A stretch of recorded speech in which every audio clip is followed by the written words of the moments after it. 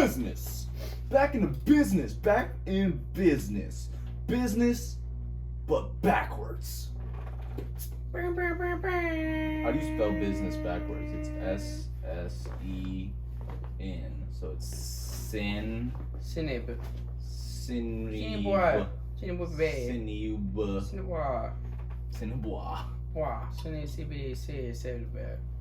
Sabada. CBD. Back. Thank you. Fine and dandy. Dandy and fine. How are you doing, Daniel? Dandy. Fine and dandy. You doing fine and dandy? Tuning I'm fine in. and dandy while we're fine and dandy. Tuning in to Fine and Dandy. Podcast. That's gonna be our new intro from now on. From now onsies.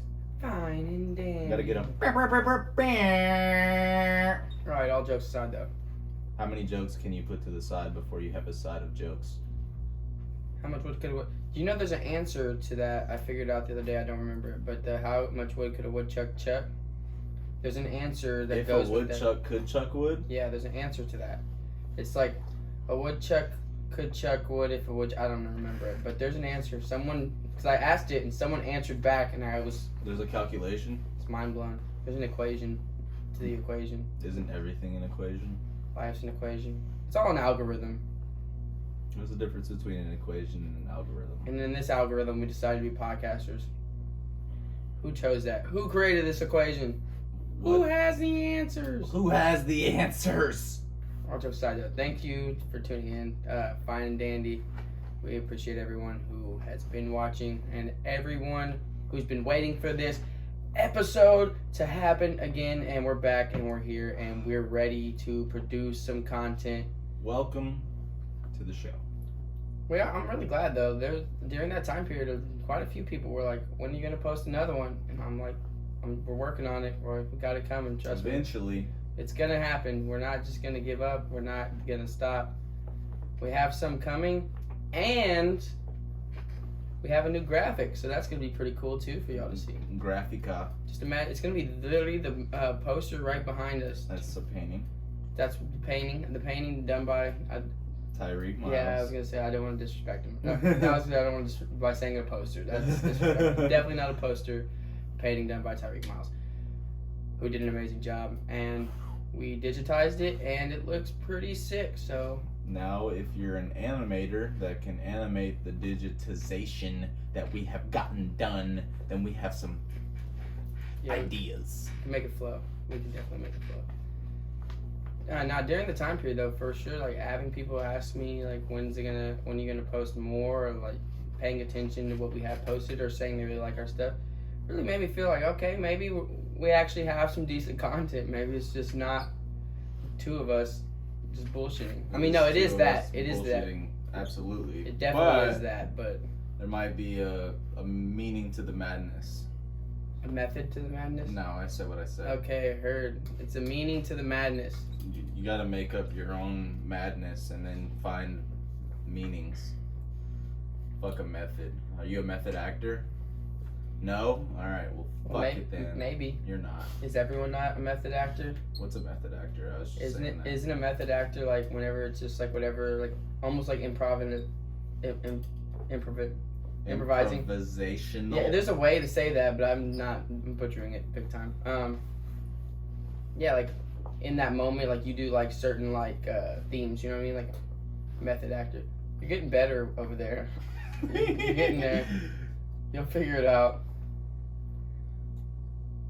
Turn back in. We are having technical difficulties. Hello. Oh my god. For those of you not watching and just listening, Josh is having a struggle with this mic arm right now. This mic arm is my bitch. I think he figured it out though. Proud of him. Jesus. There we go. Now we're good. Now we're cooking. With gas. We're cooking with charcoal. With ass. We're cooking with ass. We got firewood and it's burning. It's on fire. You know, though, like doing this over and over and over and over and over and over and over and over and over and over and over and over and over and no, but doing this podcast consecutively, I mean, I I'm gonna have to look back at the archives and figure out what episode we're on right now. I should know off the top of my head. Who knows at this point? I don't, but one of those episodes. What? We're at one of those episodes. We're at an episode number so and so. But having done this so many consecutive times in a row, I'm sitting here like, I do this now. You know what I mean? Like, we do this. We do this. We're podcasters, and you really put into perspective, you know, for any artist who's just been doing their art form for so long, and someone who's tells them, you know, like, oh, so you like, you know, like, oh, so you do art. You know what I mean? Right. It's like, what's the point where it's like, oh, you are a professional artist or you're a professional podcaster? I think whenever it comes to art, I mean, anyone and everyone that's willing to create is really a professional. It just goes upon like your confidence in your creation. It's like, I don't think Basquiat needed people to buy his paintings or people to tell him that he was good at what he did for him to consider himself a professional. And I guess there's a difference between monetizing your profession and actually being a professional. But just because you don't get paid, or just because you don't have the viewership that you'd like, or just because you don't have the eyes and ears that you'd like to hear from your product, doesn't mean your product isn't a professionally put together product. It's like this. So I was watching Cody Co. Dude's hilarious. His quality of his videos are honestly grade A for like a YouTuber, and just like being like that, you know, that camera angle where it's just you and you're just talking. Right. Does a phenomenal job of that. But he was basically talking. He was commenting on these Facebook videos that get like millions, like 150 million views, and they suck. The content is absolute garbage. You know, it's trash. It's just like baited. You're baiting people to just watch your videos for an extended period of time, but like the substance of the content is just shit. Right. And how there's a bunch of other people who are producing great content but don't get anywhere near the viewership. And there's video, and he was talking about like films that like put in 20 million and they can just hope to get 20 million back, and these people are making, you know, like putting in like 100 to 200K and not even. Well, just make some, but some of those videos are just ass, like literally just on a phone, and they look like shit, and they're putting just like a filter type of camera over it, and then they're making like 40K on a video. And it's crazy because it makes me think about, like on YouTube I watch a lot of short films. Like there's a couple different channels. One of them's Dusk, the other one's Orello. Oh, man, I wish I could remember. Amello, I think. I wish I could remember it. But they do a lot of short films, and they have some quality like actors, like ones that you may not like that are super prominent, but you know they've been in movies. They're not like A-list actors, but they're like still like they do this, you know. And the production quality of the videos are amazing. What is an A-list actor? Leonardo DiCaprio. But like, how do you become an A-list actor? You know, I mean, you have to get to that point. Like Leonardo DiCaprio 20 years ago probably wasn't in like the most outstanding of films for every job he took. I mean, he was, I don't know, from the jump he kind of came out swinging, dude. Was it Gilbert Grape? I think he was in that one. Yeah, and Titanic and shit. Titanic, like, yeah, come on, yeah, like, yeah. I mean, yeah, like, early on he was. I'm saying there's probably films you haven't heard about. Catch Me If You Can. There's probably films you haven't heard Aviator? About that he was starring in, that he probably doesn't like to be like. Very far and few between with him, I guarantee it. I don't know. I mean, that you can't guarantee something like that. It's what I'm at is like, how many films was he a part of that didn't get released? How many films was he a part of that was like their funding was like it was underfunded, so halfway through production they had to shut down and things like that. What I'm saying is like there's some of these like productions that are going on. It's like, are you an A-list actor? Like, or is your resume just speak for itself? You know what I mean? Like, what is an A-lister? That's what I'm saying. It's like Zac Efron. Is he it's funny. An A-lister though? Yes. How? Because he's only been in like maybe 5 top rated films. It's funny though, yeah. Cause I was having one of those is High School Musical. Are you joking? Like, look, it's funny. I was talking with my coworkers about like list of actors that we all really, really enjoy or really, really like. And I said Zac Efron, and everyone gave me a weird look. I'm like, he's a cool guy. He's got some good like films, and he's actually done well, and he has range. Don't get me wrong. But like, when you're talking about A-listers, like I don't really like the idea of an A-lister. But if I had to like put people in that category, it'd be like Morgan Freeman, Denzel Washington. Oh yeah, 100%. Leonardo DiCaprio. Fuck, I don't know. Make sure you're talking to the mic directly. I don't want. Fuck yeah! I don't want any of this cut out. No, I mean my bottom lip's on the mic, so I mean I feel like I'm in this bitch, but who knows? Hey, you don't want to talk that close. It's alright. I'll do whatever the fuck I want, Daniel. All right, continue. You're good. But like whenever it comes to it, like Zac Efron's maybe a C-lister. Like even in that B list, you gotta like give people like Robert Downey Jr. and like He's an A-lister. You think? Robert Downey Jr.? I mean, don't get me wrong. Iron Man's role and like some other things he's been in, it's really up there. But like that A list, Thunder. That A list has to be really short for it to mean anything. A That's guide my to thing. recognizing your saints. My thing is having. I haven't seen that. Channing Tatum, Shia LaBeouf, and fucking Robert Downey Jr. Haven't seen it. Phenomenal movie. I'm not saying he's a horrible actor. What I'm saying is with how many actors and actresses that have ever existed. If there is such thing as an A, B, C, or D list, that A list has to be a short list. Otherwise, anybody can get in it just by being in enough good films. It's like I think that's what they consider. But what they consider an A-list actor is essentially like someone you go anywhere, like 98 to 99% of people are gonna know who you are. So you could go anywhere right now and people will know who. Oh my god! You could go anywhere right now and people will know who Meghan Markle is, but not because of her acting.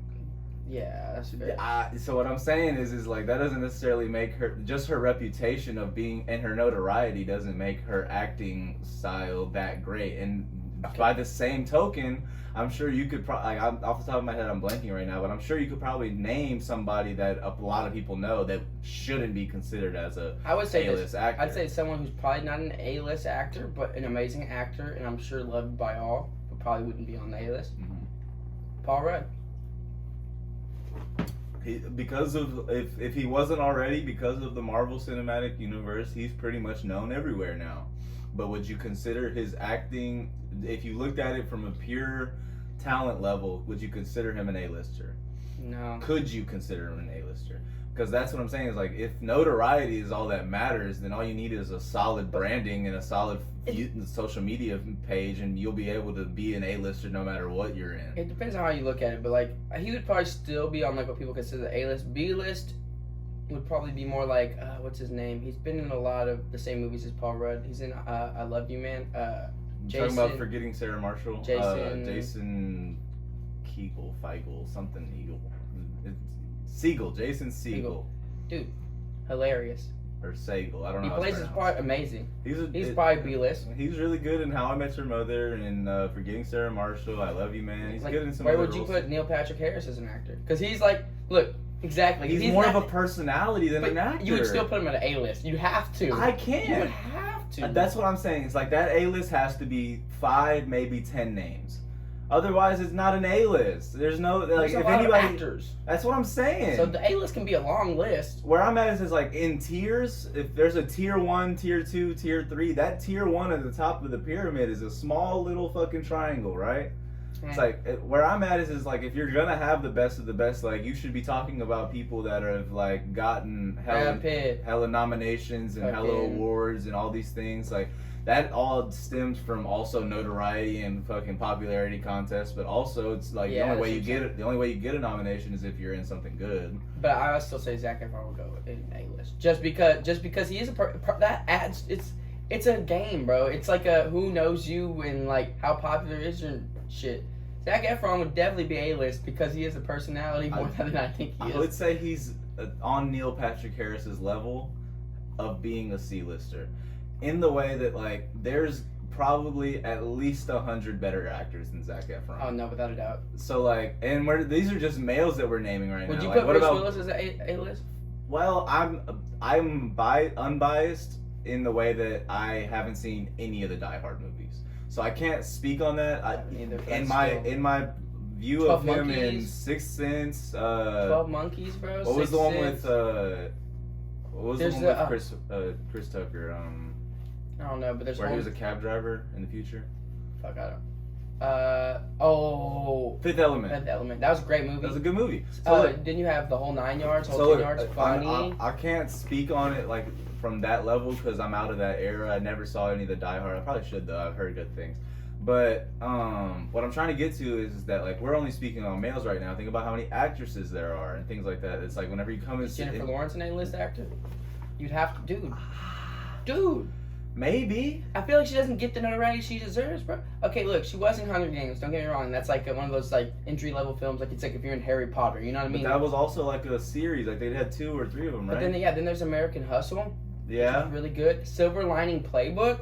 I haven't seen that. Great movie. Okay. Bradley Cooper. So look, is Bradley Cooper an A-lister at that level? Oh, it's close. What's close then? You know what I mean? So Zac Efron's an A-lister, but Bradley Cooper isn't. It's just like it's Jake Gyllenhaal. You'd have to put up. I'll put him in the B list. Jake Gyllenhaal, bro. Only because it's like, think about how many people have been actors or actresses, and think about how these levels are. It's like Jake Gyllenhaal's maybe had like 5 to 6 great roles. You know what I mean? We're putting Heath Ledger.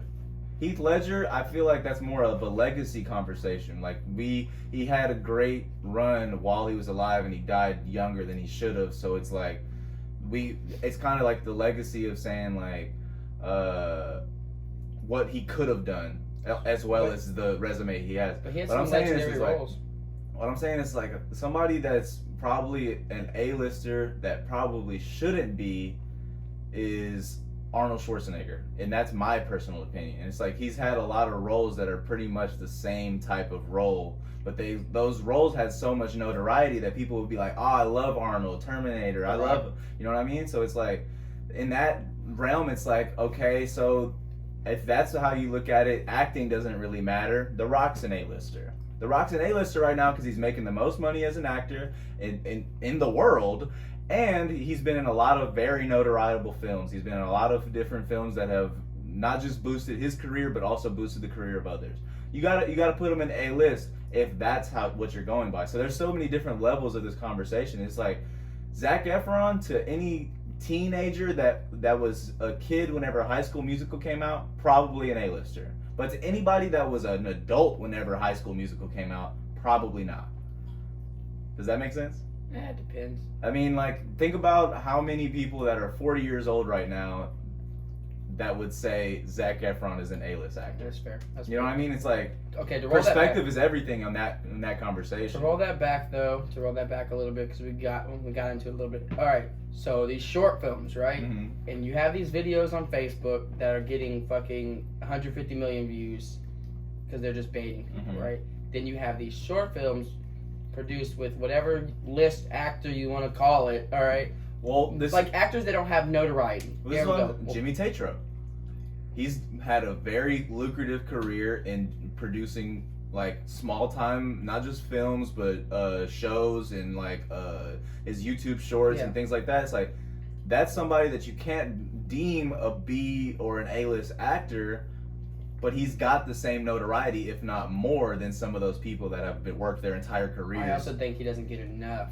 He probably not, but like as far as acting goes, he's not a B or even an A. You could maybe put him in the C's, but like realistically, he's more of a content creator at this point. He's more of a like contextual comedian in the way that he creates his own style of comedy and then finds a way to make a show out of it, or finds a way to add that into a show. Or a in the way that what was the show about the high school that the dicks like.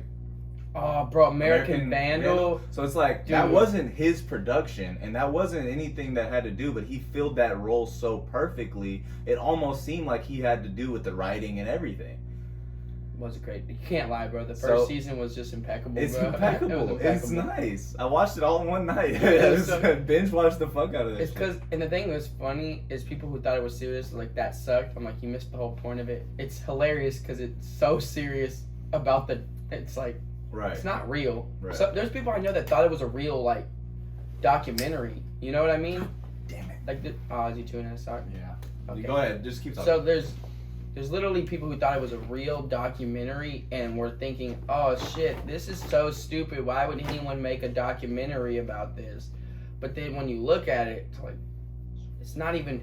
He did kind of work his way into making his own comedic style. But before Josh gets back and tries to interrupt, I'm going to go back to what I was saying. So there's the short films, and there's these actors that basically. Losing my train of thought here. So I'm just gonna wait till Josh comes back. I'm gonna give him a sec. Just a short break here.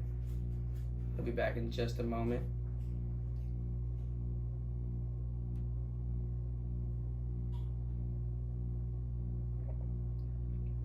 So how about them Astros, huh?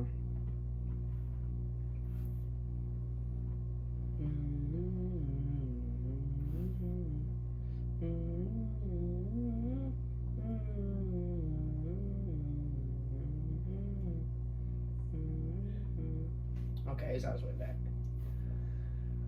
So with these short films, anyways, like these actors aren't like very well known, but they are good actors in respect to their positions, and they know what role that they're playing.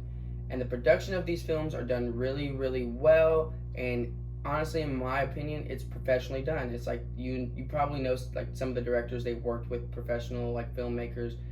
Some of these film directors and producers are going into Sundance Films, which Sundance Films, if you don't know, like people who participate in these festivals are people who are really, really good in their respected fields, and then kind of go into this festival to produce this production and show off their production and hope to get the notoriety in order to make the money off the film that they would love.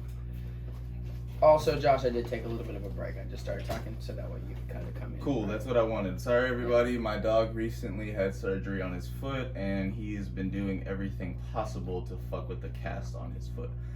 He just opened it up a little bit, so I had to go get a sock to put over it. He's getting it rewrapped tomorrow morning, so I'm not too worried about it. But Ryan, you gotta stop, buddy. Yeah. But back to the conversation.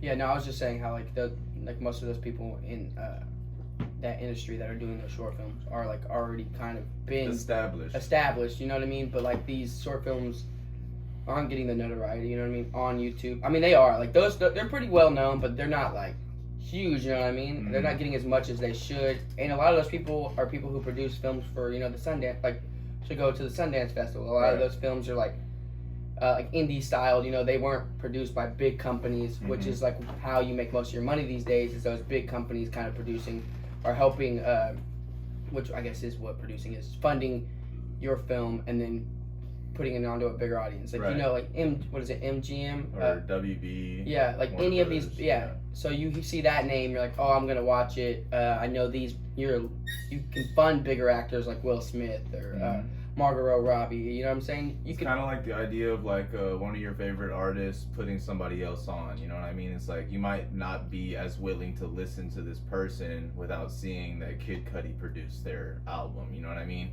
Yeah, but or like that Tame Impala was involved in their development of their music, you know what I mean? It's kind of like maybe I would have found them, but because I know this artist already, I'll probably give them a chance now. Yeah, but and my point is it doesn't take away from the art that is being shown, even though it is on a YouTube channel. Like the production, the story, I've shown you a couple. The storylines are really good. Like for the time period of like a 20-minute, 30 max, like usually max around 45 They're very well produced, very well put together. Stories are always on point. Like it really, like a lot of them are thought-provoking to kind of leave you on like a little ending, like you want more. Mm-hmm. And I think that takes a lot, with the actors, like even for that short 20, 30 minutes.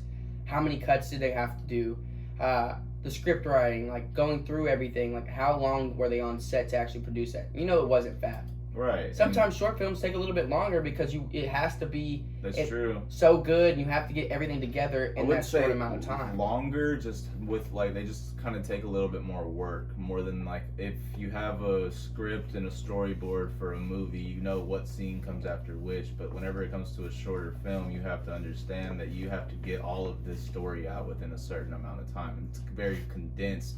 And being able to make that condensation seem natural is the problem that a lot of people have. Yeah, and getting that full story out within, without making it feel rushed, without making it feel like you missed a piece of it or lost something in it all by making it that short. That's a skill, and that takes a lot too. And I don't think people realize, which is why people start with short films, right, and work their way to longer films. Because if you can do that, mm-hmm. I mean, yeah, it's gonna be hard work to produce an hour and a half. I feel like that 2 could hour go either film. way. It's like if you can produce and write and direct like a longer film, I feel like you can figure out how to do a short film as well.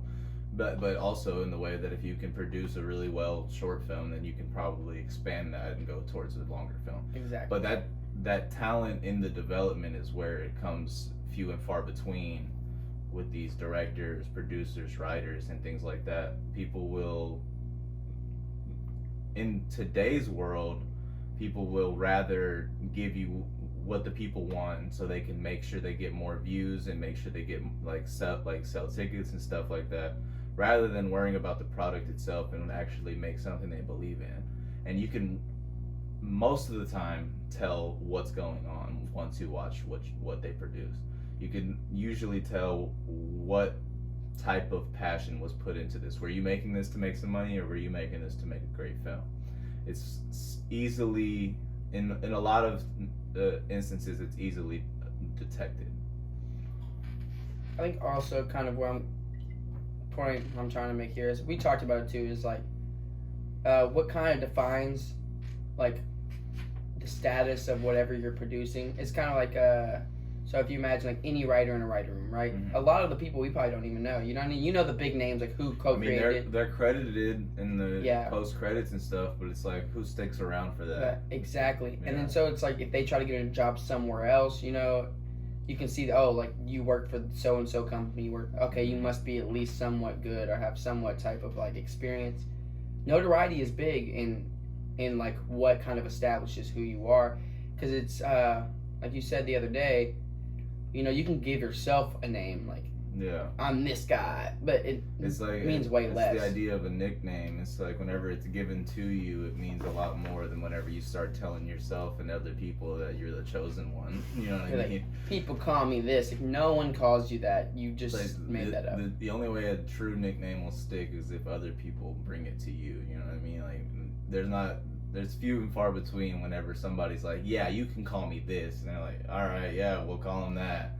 Usually it's like, yeah, well, because you said that, we're gonna find something fucked up to nickname you. Yeah, it's gonna be way worse now, for sure. Instead of the chosen one, you're the chosen done at this point. But some people do love that. They're like, yeah, I got a nickname. Like, they come up with a nickname and you give them a shitty one. Like, I have a nickname now. That's what I'm saying. It's like, instead of like you trying to make up a nickname for yourself, you should let your work speak for you, and eventually somebody will be able to look at you as an inspirational figure and not want to say your full name. And also, it's kind of it's kind of weird though, because it's like, at first I'm like, I'm a podcaster, you know what I mean? And it's like saying that, people are like, all right, like, you're a podcaster. It's like anyone can be a podcaster, but not everybody. An idea for a show where the main character's name is Dan. He's a podcaster, but he's also a custodian. It's called Potty Dan. I mean, I liked where you were going, and then it just went, in lack of a better word right here, in the toilet. I was thinking, like, what if Toilet Dan was your nickname, or Potty Dan? Oh wait, we're recording a potty right now. But you also clean potties. So he's a custodian who has a podcast called Potty Dan. He's a custodian on the side, and he talks about his experiences as a custodian. Potty Dan's Family Hour. And he blows up out of nowhere. That'd be kind of a cool idea. I've had a couple things I need to start writing on, but it's like roof raisers. Oh, that's a bit okay. Idea pitch here. Josh was talking about a thing where people actually raise people's roofs. You're a carpenter who likes to party. Roof raisers. You raise people's roofs while raising people's roofs. I really wanted to do just a show, kind of because I've been thinking about it a while, but when we just watched the most recent What If, just like or have you ever seen, you haven't seen it, Cowboy Bebop? I haven't seen it, but I've heard good things. Yeah, no, it's amazing, but like something more so along the lines where it's like younger kids basically going, like they got like adopted in a sense, almost like you could say Star-Lord, but in a different aspect. Or like Rick and Morty, where it's like they have like a really smart elder figure Elder that they figure. look up to. Yeah, not like in relation, but like adopted type of thing, because they were like Kind orphaned of like in space. Avatar's like master type shit. It's not really his family, but Yeah, it is but, like like, his. but- They're like a chaotic neutral. You know what I mean? Mhm. Like they do what they have to do to survive. They're not necessarily bad. They're not necessarily good. So They do what they he's have not to. he's not a god. Or no, he said he's not a hero, but he's also shouldn't. Or no, he said he's not evil, but he also shouldn't be your hero. He's some like a sort of a fucked up god. Exactly. And then they just kind of go through, you know what I mean? And it just shows like their experiences on these different these different perspectives, different experiences on these different planets as they meet people, and maybe they have to get through some tough situations, but then they meet people who are also going through like very troubling times and their retrospects and kind of connect in a fucked up way. You know what I mean? It's like they're all like, we're all kind of fucked. Yeah. But like they're not bad people, you know what I mean? But they're not good people, but then that's why it's so relatable because most of us aren't. That's somewhat like what the storyline of like Guardians of the Galaxy is. I haven't read the comics, so I can't say that it stemmed from the comics. I think honestly that was more for the cinematic universe. I could be talking out my ass. But that's kind of what they are. They're kind of a group of misfits, you know what I mean? Exactly. But you're talking about more like when they're children. Like they're still coming of age. Yeah. But they're also like misfits from different backgrounds that come together to figure out like what it means to be. But it's like just the two. It's like the two almost. kids, like in their teenage years or so, with that elder figure. But along the way, they do build kind of like this like family. But like Right. they don't stick with the people. But like you know what I mean. Like they Mhm. build those connections throughout the galaxy or throughout the universe, and then over time, you know, like maybe towards the finale or so, like there's something that happens, and then like they're able to bring everyone kind Right. of together, and then everyone's able to like connect on that level and like defeat Somewhat of whatever. like a more randomly experienced and also non-family oriented version of Gravity Falls. Like in the way that you don't need the main characters to be part of a family. They can all come together for this, but also for them to learn through each other, from each other, how to deal with the extremities of the universe. Oh, you could even put that into Steven Universe. It's Yeah. like, it's really like why are all of those shows so good in the end? You know, it's like you have all these. It's like very minimal characters, but they all kind of build off They of add each other. their own aspects. And it has its own And- little universe too. yeah. You know what I mean? You're in your own little world there. Your own little like piece of like the part of the Mm-hmm. universe. You know, when you think of the entire universe, you're in like a little piece of it, and you kind of build off all these characters, how they work together. Just in this conversation, it's so Different world. difficult for me to understand how people don't watch cartoons. But I mean, they do a great job. And like, it's funny because I remember telling someone about Steven Universe for the longest time, like, you know, because it's like kind of kiddie. They do sing a little bit in it. It's like but you watch it and you're like, fuck, this is actually really very like, the wholesome. depth of it and the wholesome. Yeah, it's really wholesome. The depth, the storyline's really good. The animation style on that, one of my favorites. Fucking beautiful. Mhm. But it finally ended up watching it. Like, oh, have you seen Steven Universe? I was like, yeah, fuck you. I was telling you about like. Oh, I don't know yeah. if I can get into the newer one, the Steven Universe Future? Future. It's a lot more singing. I don't know if I can get into it. It is a lot more singing, and you can tell it's made for like the more PC crowd of like life right now that we're going. Yeah, through. they're trying to hit a different crowd. A different audience for sure, but the concept of the show and the first 4 seasons are really, really good. Yeah, no, I love it. But for sure, Well, that can go tie back into like what we were talking about earlier. It's like when you talk about these like A-list actors, it's like we completely dismiss the idea of a voice actor. we do that. And yeah. you know what I mean? It's like there's that one woman who voices like over 36 different characters across many different She's the one that animated plays shows. Gravity Falls. She plays Mabel, yeah. Mabel. But she plays so many different people like within like animated She's also shows. what's her face in Bob Burgers. I can never remember the. Not Tina, Louise. Louise. Yeah, and so like what I'm saying is like that woman like she deserves all the credit in the world for being able to like not just like use her voice for such an impactful character, but to be able to use her voice for impactful characters across different shows, across different concepts, across different ideals of like what her character needs to be. Like She you actually think- did some great. think too. about Mabel and Louise, just those two characters. They're completely flipped opposites. They're the only thing that they share is their curiosity of life. Chaoticness in a sense too. They're both kind of But Mabel's more of like an innocent, like I just want to learn how to be nice and be kind and be like cheerful to my family and to everybody else. I want to bring some type of spunk into the life of the show, you know what I mean? Yeah. But Louise is like more of a how can I fuck things up? Like I'm just a kid, you know what I mean? In a restaurant, like I'm 6 years old. Let's make this burger place a fucking circus show. You know what I mean? Like I'm trying to do whatever I can to have the most fun possible, and I'll do whatever it takes for that to happen. If I have to act like I'm drowning so I can get out of school, like fuck it, I'll do that shit. You know what I mean? Like it's such a different character with the same voice and the same emotion, but expressed in different ways. And for that type of like, that's what I'm saying is like whenever you talk about the type of conversations about like A-list actors or A-list actresses and things like that, it's all about perspective. When you talk about somebody, like if you tell somebody, all right, the A-list can only consist of 5 names. You might have your 5 names, but somebody 20 years older than you is gonna say like fucking what's the dude from The Longest Yard? Not the original one, not Bill Russell. I think it's his name, right? Bill Russell was a fucking basketball player, sir. It's something Russell, I think, though. No, it's the dude with the mustache. Yeah, bro. It's not Bill Russell. It's not Bill Russell for sure. You're thinking of Kurt Russell, and that's right? not him. That's not who I'm talking about. No, that's not Kurt Russell either. Kurt Russell would probably go up there. Would Kurt Russell? Right, he'd probably be A-list? in A-list for somebody in a different generation. For my generation, I mean, who's Kurt Russell to me? Fucking, what's the guy that made Gran Torino? Why can I not remember his name? Clint Eastwood? Yeah. Yeah, I mean, like, he's probably an A-lister for a lot of people, but for me personally, No, I mean, he's not in my A-list.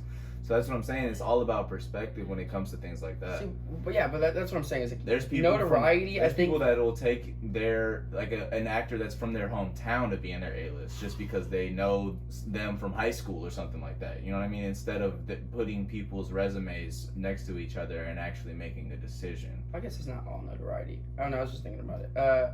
Putting it in perspective. So, as you know, personally, I would have to, just because of my love of comedies and my era, I'd have to put Will Ferrell as an A-lister. Oh, duh. But not everybody would, because not everybody's a fan of comedy and not everybody's a fan of his specific comedies.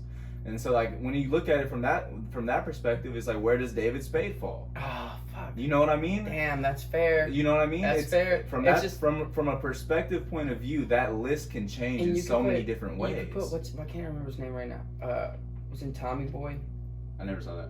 Oh man, he was such a big actor too. Like a bigger, like heavier set guy. It's on the tip of my tongue. Kevin James? No, he died. I didn't see him as an actor. I knew him as a comedian. I only remember him from Celebrity Deathmatch. I think it's Chris Farley. Farley. Chris Farley. It's Chris Farley. I only know him not from his comedy or his acting, but from Celebrity Deathmatch when they shitted on him after his death. Oh fuck! But like he was just like would you consider him A-list? But like he changed so many people's lives with his art. Like he was just one of those like always like could light up a room. You know what I mean? Right. Any setting he's in, he's gonna make it like his in that moment. Not because he tried too hard, but that's kind of also like a Heath Ledger situation. It's like you're not just taking their resume for what it is, but you're also understanding that they died so young they could have done so much more to inspire other generations. It's just insane. But like to this day, Heath Ledger is probably the best Joker of all time. But people will still tell you that Jack Nicholson is because that's the era that they're from. I think a lot of this also goes back to what we've said before. Is just not in this podcast, just in general. But you know, it's like you don't have to be top 100. Dude, no. Yeah. You don't have to be top 100 to be fucking there. Or to be great or to be good. What is it?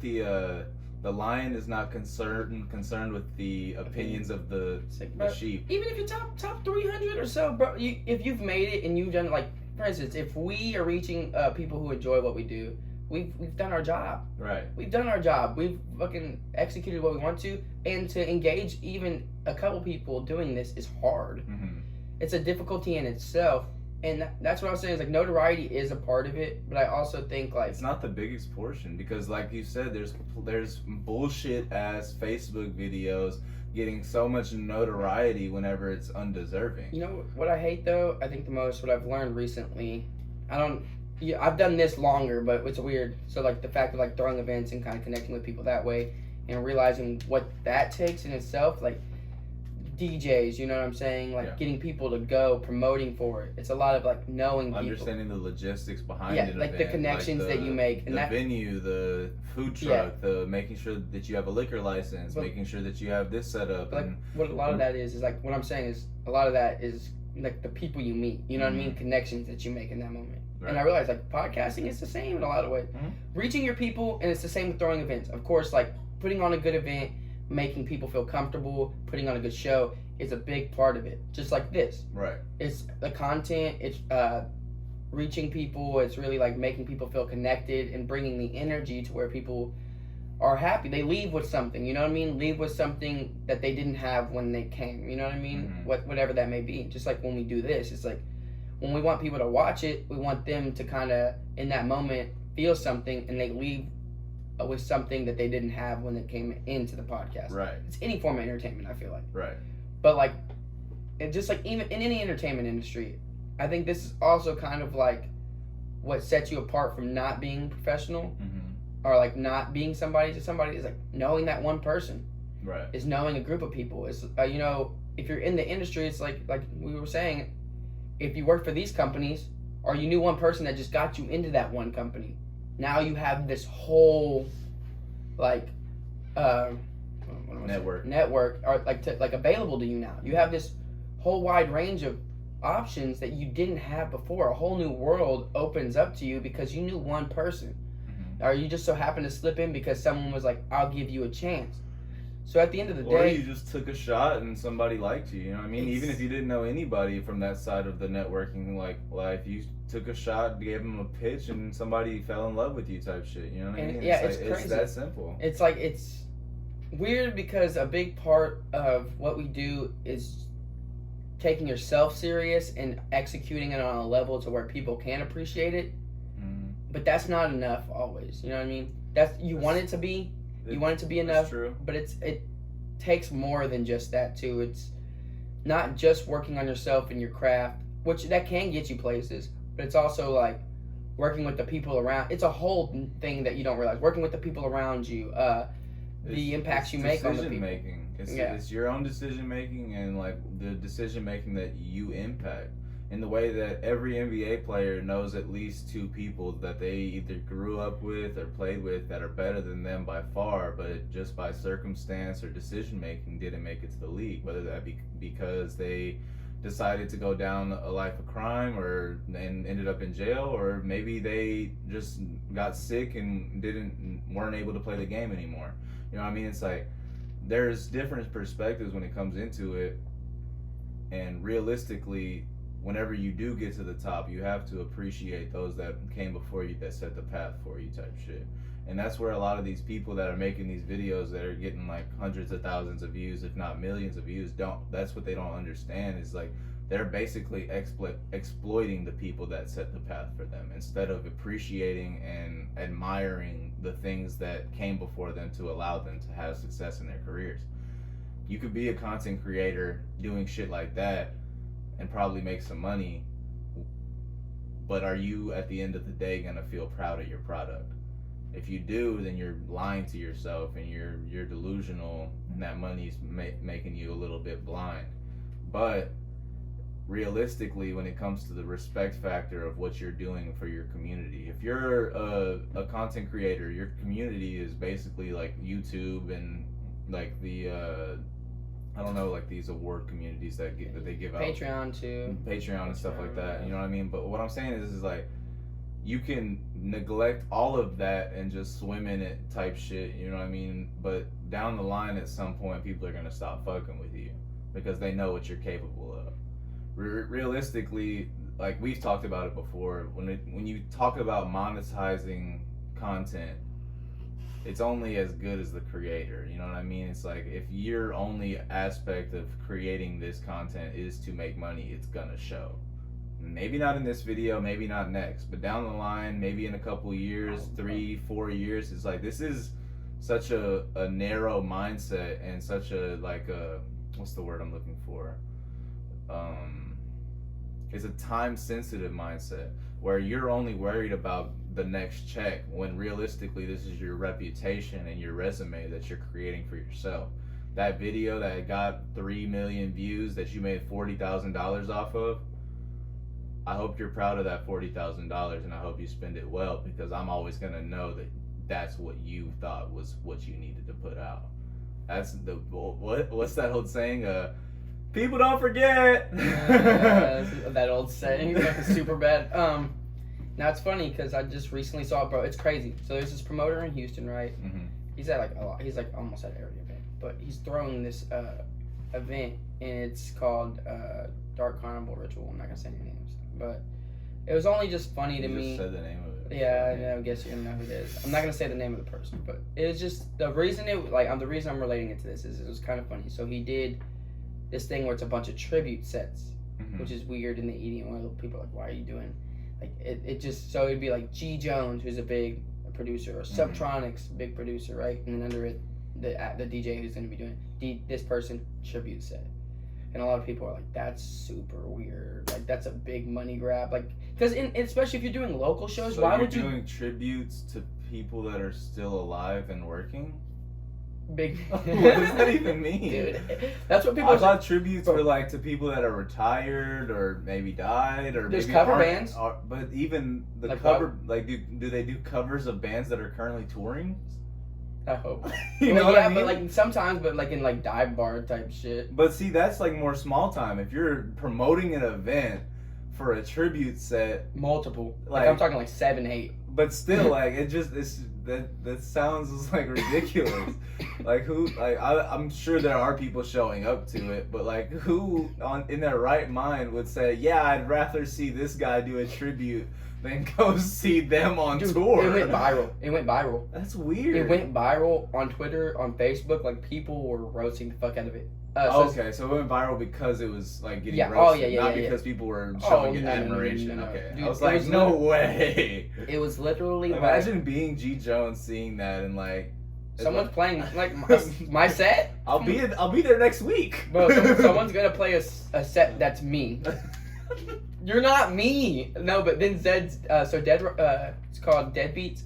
Zed's Dead made like a little label called Deadbeats, right? Okay. So it's like I didn't know that. It's like I know this doesn't need to be said, but it does. They're like Zed's Dead's gonna be doing a full tribute set of Zed's Dead's music by the one and only Zed's Dead.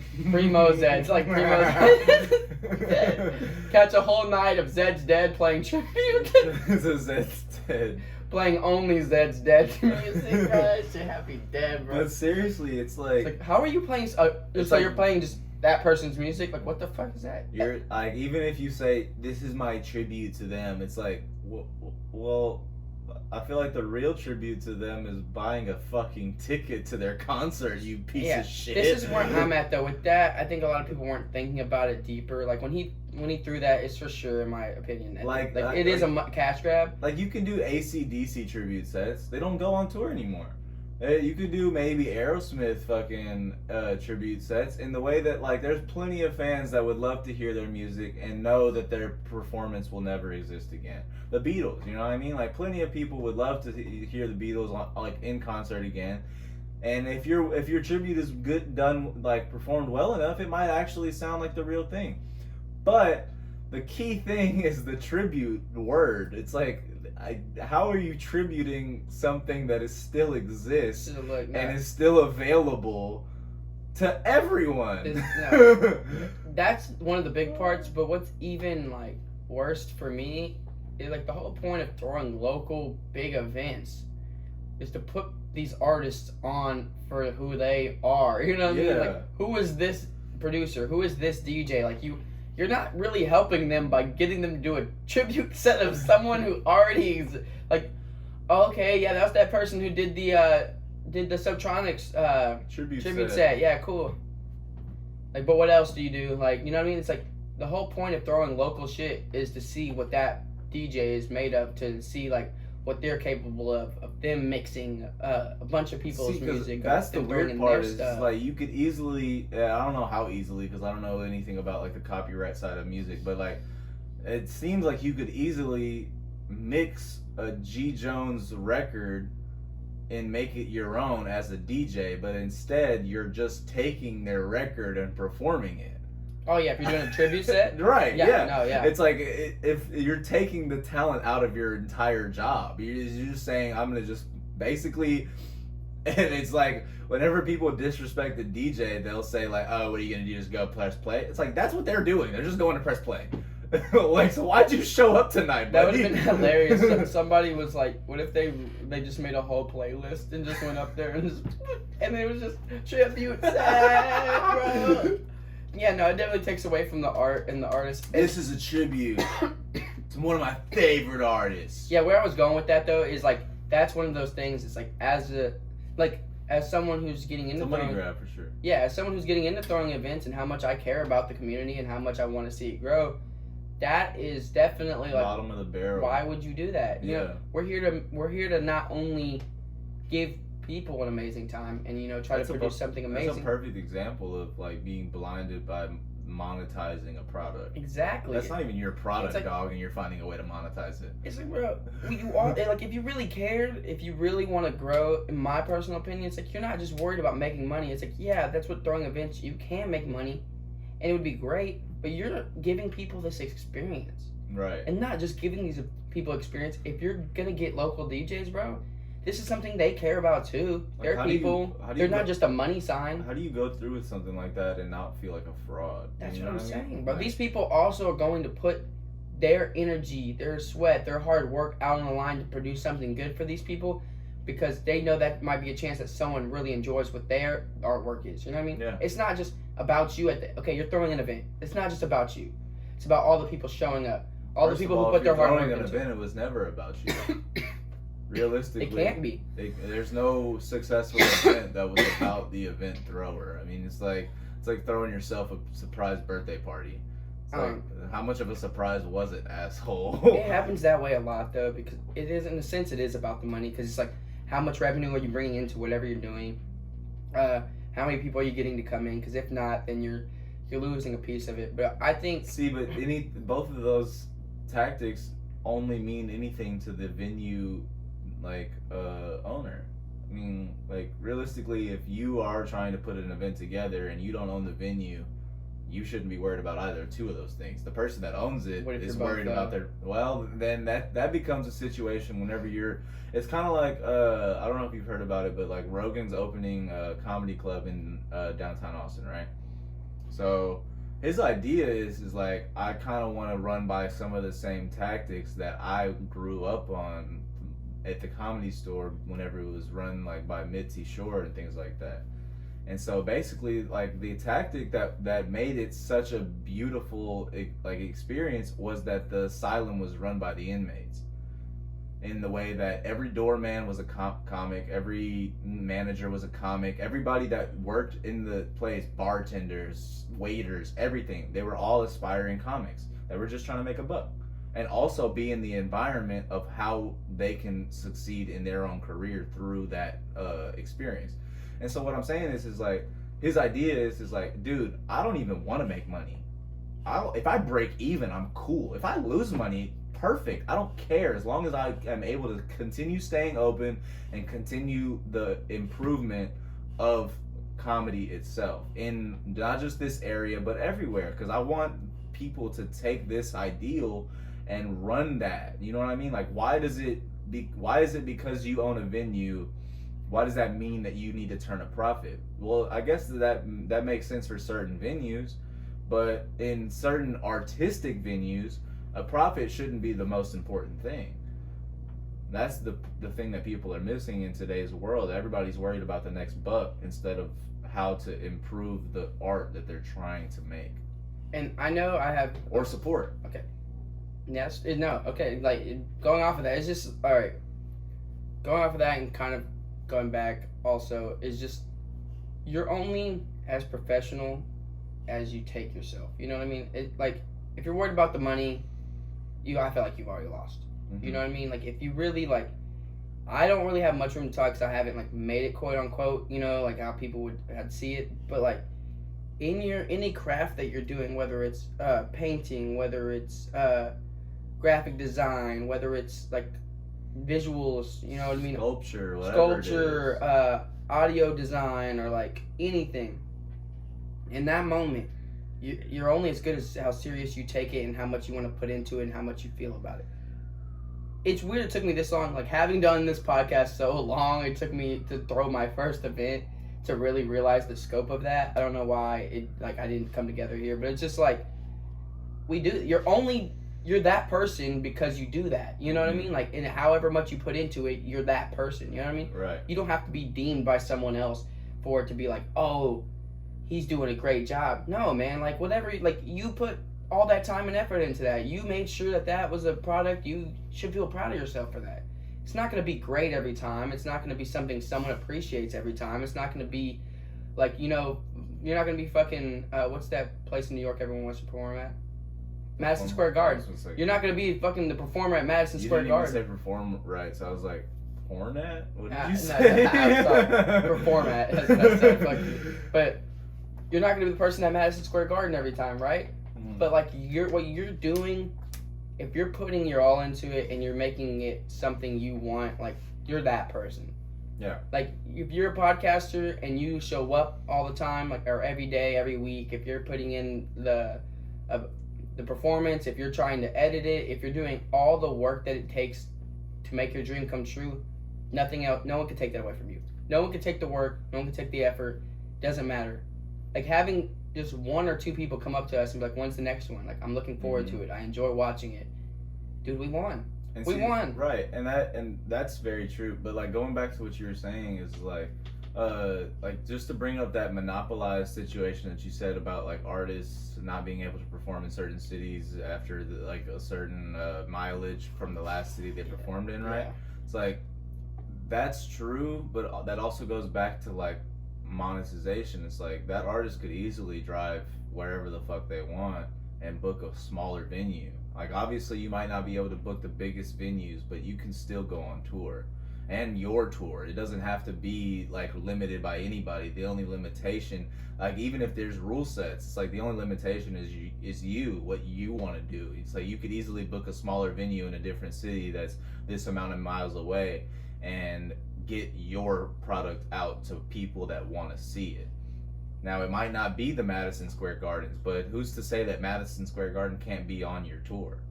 Just because you're hitting coffee shops and comedy clubs doesn't mean you can't eventually end your tour at Madison Square Garden. You can easily find those big bookings if you have a good product, and also work within your means to show smaller venues that you care about those people too in those cities as well. Kind of like how Dave Chappelle, when he was at the height of his career, at some points he would just pull up to a park, open up a garage case, and plug in a little microphone to an amp and just put a show on. It's like, how much do you really love what and it like might that's not your always, craft. Yeah. That's your craft. Exactly. And so at that point, it's like you can continue to worry about money and let it run your world. But if you're truly worried about bookings and putting your product out to the world, you'll make it happen. You won't worry about the rules set before you. You won't worry about the limitations people try to put on you. You'll take those limitations and work through them and break through those ceilings. Like, and there's going to be people that are going to want to help you because there's a bunch of people who are going to be in the community that you're in. There's going to be a bunch of people who love what you do. You love what they do. And that's why I love what Joe Rogan's doing, or like what that who'd you say it was that? Well, it's what the Comedy Store used to be run on. I couldn't tell you who set that up, but the person that used to is known for running it that way was Mitzi Shore. She's now dead, but okay. Rest in peace. Rest in peace. But just on that note, you know, so like there's going to be people within the community that want to see it thrive. And just like on that note of Joe Rogan, it's like he never quit. He's not like the biggest comedian. I'm not even going to say he's probably the greatest. Right. But you know what? He's succeeding in comedy in a way that like there's a lot of people not succeeding in. You know what I mean? He's trying to still help it grow. And if you ask me, that's a success in comedy. And exactly. And so where I'm at is like as many people that will see it his way and say like that's how it should be run, there's just as many people that will worry about money more. And that's the world we live in, but that doesn't mean that your choices and your decision making has to be based on anyone else's. You can create your own path through the art that you create. You can be your own person through the art that you create. And you don't necessarily have to ask questions or seek permission or seek anything at that point. Once you have a comfortability with your own product, you're a professional. Exactly. And I don't mean comfortability in the way that you're like, that's good, so I'm gonna stop. No, I mean like confidence and comfortability in the way that you don't need admiration. You don't need somebody to tell you that it's good. You don't need somebody to tell you that you're an A-list actor. You know what you are. You know that you're proud of your resume, and you know that you're a professional. Even if all you're in is short films that only get however many views, when you're seeing millions of views go to these bullshit ass films and things like that, videos, whatever. It's like, that's the key. It's like professionalism lies in the individual, in the individual's choices every day to choose to be a professional. Exactly. Right. It's to choose like that. This is what you want to do, and this is how you're gonna do it. And just in our field in general, like if I was gonna give kudos to anybody, like people like Joe, or people like Sean Evans. Dude, Sean Evans deserves way more respect than he ever has gotten. Or Nardwuar. Nardwuar is set the table for a lot of people to be that weird guy who has been disrespected by major media outlets, but will probably hold more respect in his own rights than any of those major media outlets. Come on, bro. Like, it's just like the amount you could look. The thing is, it's never about them. You know what I mean? Whenever they're interviewing, it's not about like, I need this story, I need to survive. But you also understand through their product and the preparation that they put into it. And that's the thing. Research. You know, the preparation is the key to success for people like Nardwuar and Sean Evans. You know what I mean? Joe, yeah. I mean, Joe is at this point more established, and he probably has a team behind him that helps him out with some of these things. Sean does now too, though. Sean does too, yeah, you're right. But Nardwuar, like, that's what I'm saying, is like back in the day, people didn't believe in him. People didn't disrespected him openly. So like, to say that he had a team is like really a questionable thing. It's like, I'd say maybe a couple of people believed in his product and wanted to help him out, but like, with how much information he had on people that they apparently said they never shared with anyone else, that you would only know this if you did the work type shit. It's like, how did you know my third grade teacher's name and what she taught me? I got the cops waiting for me outside. What's going on, bro? Real shit. So that's what I'm saying, is like, there's a certain level of respect that you have to give people whenever they perform at that level with their craft. It's like, nobody set the table for him. Nobody was doing what he was doing at that time. I mean, maybe now they are, but like, realistically, Nardwuar set the table for any person that walks into a crowd of people with a microphone and an iPhone. Like, nobody was doing what he was doing. He was catching people at festivals saying like, hey, you got time for an interview? I know shit about you that you would have never thought. And just blow people out of the water. Blow people out the water. People have surprise videos of just like people's reactions because that shit's just that crazy. Real shit. But like, that's what I'm saying. It's just like, but it's never about them when they go into that interview. You know, they know like they're just a gateway. So everyone's trying to figure out about this person, but they're so good at that.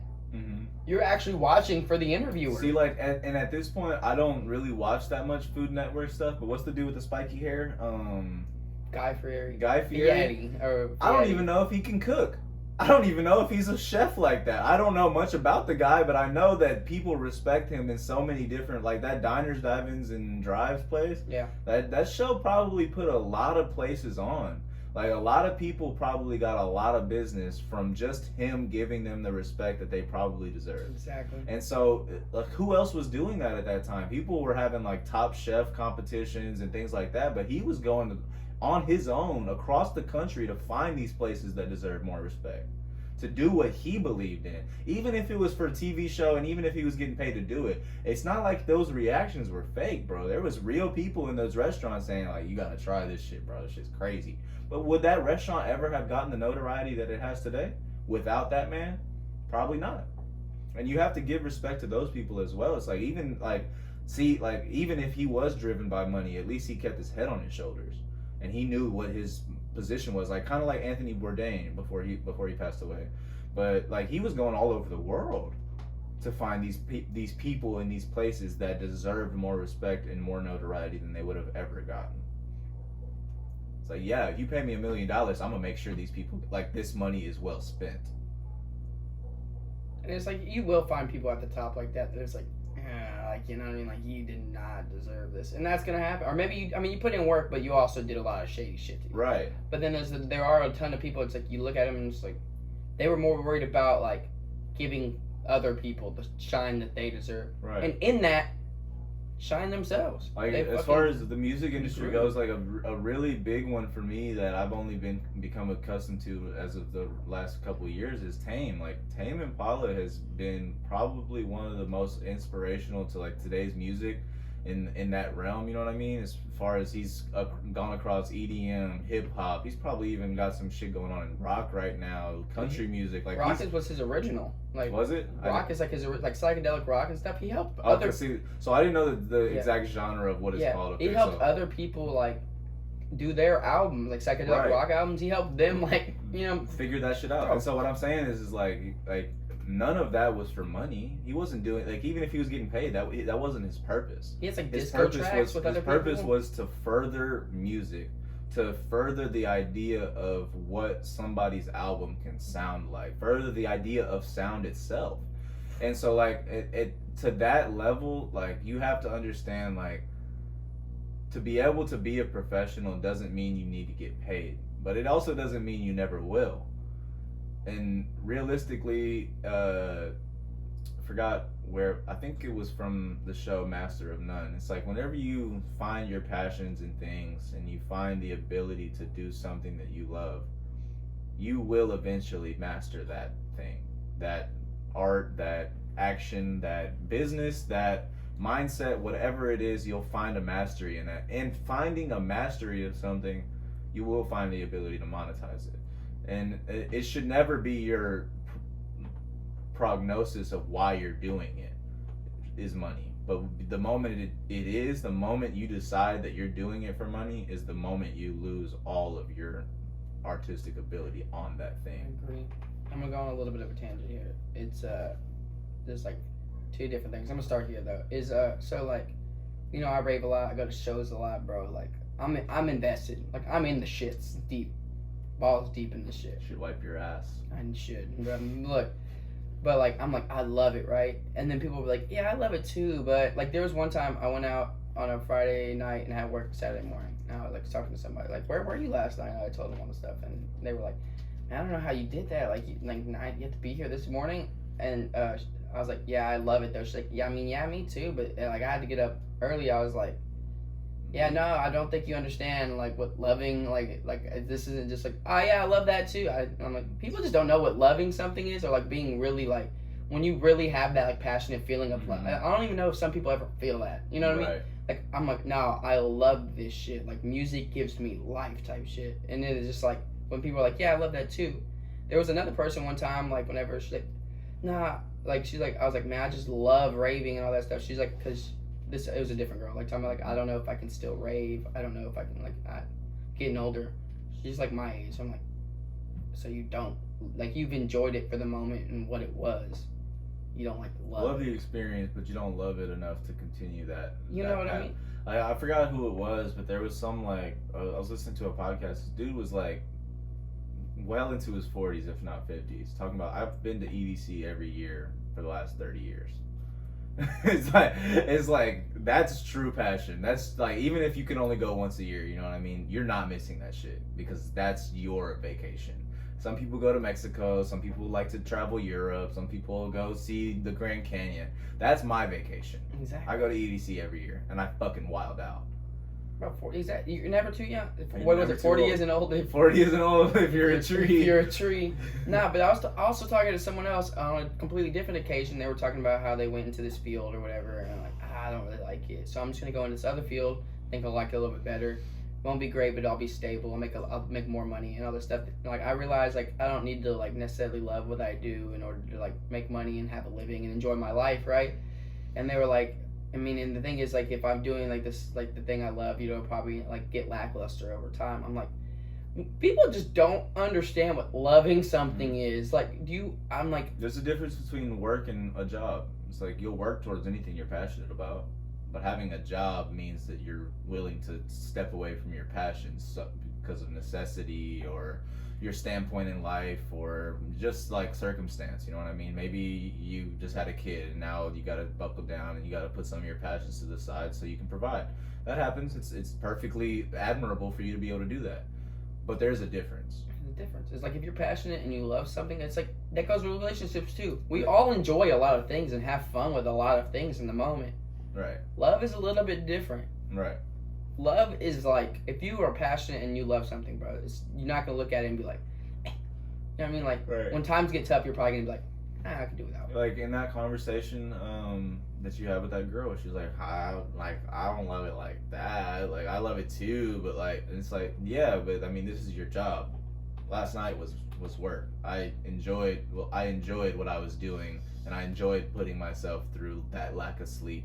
And I don't give a fuck if I had to show up to my job without like having the necessary rest or the necessary relaxation, because I went and did the work last night and I was raving my fucking ass off, enjoying my life. You know what I mean? It's like there's two different ways to look at everything, and like obviously like she was, I guess, generalizing what it means to love something. It's like I love it too. It's like, well, yeah, you might, but only in the way that you love your phone and you love your car and you love this, and it's like you love what that thing does for you. You don't love it. You don't love what it can be. I think about that when people are like, I love raving. I'm like, do you know, like I bring new people in all the time, so I want them to share that experience that I have all the time. I want to do more to help this shit grow and like give people a chance. It's like what music does for me. You know what I mean? What music has brought to my life, what it brings to my life, like what it's kind of like helped me become. And in that moment, it's like that's why I put myself on the table for this. You know what I mean? Like every day. See, and like just for a more specific example, like you've tried to bring me out to places like that, and I'm not that type of person. I'm more of a homebody. I don't enjoy being in a large group of people like that. The only concert I can ever say I've went to and enjoyed thoroughly was Kid Cudi's concert, but that's because I've enjoyed his music and his productions for so long. Like I was passionate about the actual person performing rather than being in a group of people enjoying that performance. So it's like whenever it comes to like going to a show of people I've never heard of that might also be talented, it's like that's probably good. Like I just don't have the passion for it to want to put myself in that setting. So I mean that's respectable on all accounts. It's like I'm not gonna tell you how to live your life and you're not gonna tell me how to live mine. I gave it a chance, it wasn't for me. But that doesn't mean that it's ever gonna stop you from going. Oh no. And that doesn't mean it's ever gonna keep me going. It's like we are allowed to have preferences, we are allowed to have passions, and we are allowed to experience things and have opinions on those experiences. Yeah. So in that level, it's like whenever people try to tell you this or that or that or this, it's more so just their perspective on what you're doing. Whenever that perspective either shouldn't or doesn't even exist. And my point on that is just if you do love something and you're passionate about it and you like want something to happen, you'll make it happen, man. It doesn't matter what anyone else is gonna say or how anyone else feels, because everyone has their own perspectives on what life is supposed to be. Mm-hmm. But the fact of the matter is that's gonna be different for everybody. No one has a definite answer to anything. Everyone's figuring out what's best for them at the end of the day. So if you have something that you believe you can do, or that's you. You can do it. You can do it, and that's you. Like that's it. If you're like, I want to be an event organizer. All right, you are one. If you put in the effort every day to make that happen, and then you do all the steps to be one, you are one. It's kind of the idea of somewhat along the lines of like Arrival. It's like time is a circle, and realistically you can touch points from your future as long as you in this moment. It's kind of like the idea from Rick and Morty with the snake episode.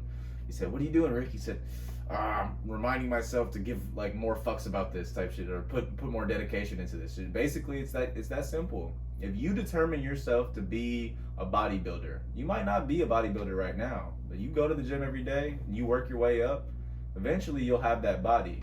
Eventually, you'll have the ability to do that every day. Eventually, you'll be the type of person that can show other people how to do that, because you will have done that. But like, it takes that first step of determination. It takes that first step of saying, this is what I want to do, so I will. There's a quote I saw the other day. It could have even just been a tweet from somebody that put it on Twitter, but I'll say it's a quote because it actually was powerful. It said something along the lines of saying like, Stop telling yourself that it's gonna take this amount of time or it's gonna take too long, because by the time it's over, you'll look back and question how fast time has moved. It's like, if you want to get down to a certain weight, you know what I mean, it's going to be overwhelming at your weight level right now to see that goal and know how much work you actually have to put in to get there. But once you get there, you will not be worried about how much time it took to get there. You're there. You made it. You're at your goal.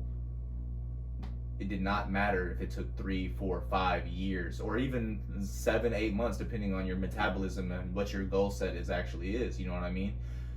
When it comes down to it, if you're worried about the overwhelmingness of how much time it's going to take, you'll never get it done. But once it's done, you will never have worried about the time that it took. Yeah, absolutely not. It's that saying, where focus goes, energy flows. I haven't heard that, but that's you haven't said that? Yeah, it's the fact, like, when it goes into like the manifestation thing. You know what I mean? You visualize it, you see it there, you take the steps every day to get there, and things will fall into place the way they're supposed to. You know what I mean? That's how I look at it. It's the balance between, it's like, things are gonna happen the way they're supposed to, but you also gotta put some like effort into it in order to get out of it. Right. It's a circle. It's a circle rather than in linear. You know what I mean? It's a combination of things. You know, instead of looking at things so far down the line, just look up and look down, because that's exactly where you stand. Like, you can be in one position and also be in another. It's just about the determination to get there. I know you probably haven't. As above, so below. Have you heard that? Yeah. Just like what's inside projects out, and it's like what is in the sky, I guess, in a sense. It's like the idea of religion. It's like as you project heaven to be, so will earth type shit. Exactly. Yeah, exactly. As you project what you want, it shall become necessarily. Exactly. So, like, I mean, the energy you put forth is what you're gonna get out. And that goes both ways. Whether it's positive energy or negative energy, it can go either way. It just depends on your determination towards that thing, and whether or not you're willing to get there. Because it's not gonna be a smooth road, you know what I mean? It's gonna be rocky. You're gonna be tested. You're gonna have trials and tribulations. But whether or not you're able to stay focused on what you want is the key. And now I don't want anyone to think like, oh, I'm grinding this. I gotta grind all day, every day. Wake up. You know what I mean? Like, don't get me wrong. You should put focus, and you should probably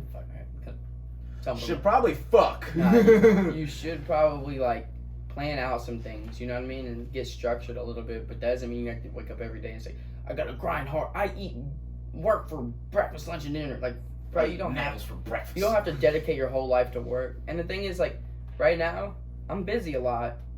A lot of it's on my own. Like, I do kind of stretch that a little bit further, but I'm busy a lot because I dedicate myself to, like, quite a few things. But am I ever just like, yeah, this sucks? No, because I enjoy what I'm doing and I fucking love it. Like, realistically, it's something I want to do. There's a difference between being busy with something and being productive with something, and then it's just a mental change. It's like, are you busy, or are you actually producing something? Are you being productive towards something you want to be doing? That's not busy work. That's doing what you need to do.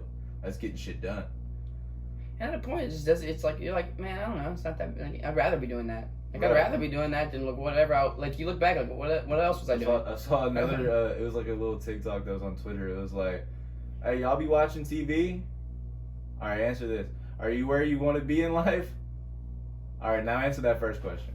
Right? Oh, fuck. It's like, shit, I do be watching TV, and I'm not where I want to be. Maybe I can spend my time more wisely. There's a bunch of people that I know a couple people that are just like, oh, I'm busy. And I'm sitting there, I'm like, bro, there's so much that I do, and I still am always able to make time for other shit. Right. It's literally just people, if people tell you they're busy, just be like, okay, look, most people aren't going to want to make time for shit, and that's okay. Accept that. Because the fact of the matter is, everyone will make time for the things they want, which goes back into the fact, if whatever you want to do, you can do. You're going to make time for the things you want to do, and if you are setting aside time and making time and doing it, you're just as much as a professional as you believe yourself to be. Absolutely. Professionalism lies in the self, and make sure that you have the necessary self-care ideals in mind so that you can stay clear on what you actually want to be professional in. Take care of yourself. You can be a professional piece of shit if you want to be, or you can be a professional artistic creator or businessman or chef or whatever you want to be. You know what I mean? You can choose every day to be a professional asshole or a professional in the things you want to be a professional in. It's that simple. Oh yeah, I think that just about does it for me. Stay blessed, love yourself, And stay tuned. we're gonna have more. Hey, everyone take it easy. This is Fine and Dandy. The dandiest, finest, dandy, fine dandy.